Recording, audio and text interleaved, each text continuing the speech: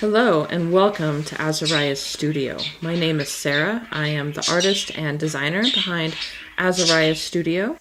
If you want to follow along with this, you will need 2 different colors of yarn with an appropriate sized crochet hook for the weight of yarn you have chosen.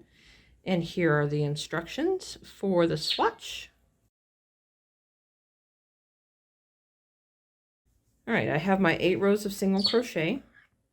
I have not finished the last single crochet.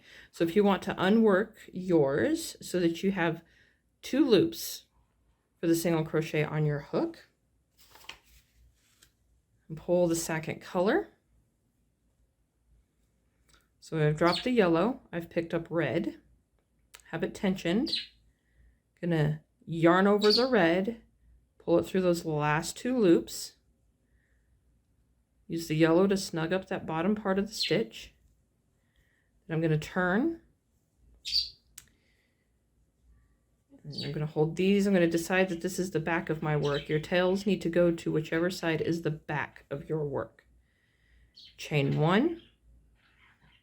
And then continue with the single crochets. I have worked my first single crochet. I have this loop hanging out here. I'm going to turn the work back to the back side.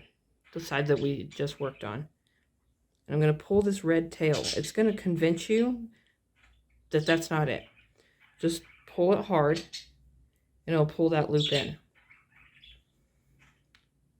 All right, if you want to cover both your tails, cover both your tails, but definitely cover the new color tail. But if you're going to be carrying this tail, don't cover that tail. Just the one stitch is sufficient for it. And we'll just single crochet all the way across here. And it's as if I've always been working in the red. We just keep going all the way across.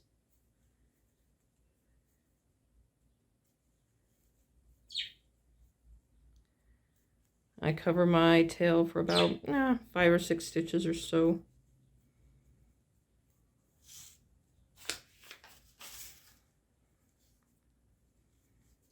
Right, here's the front side.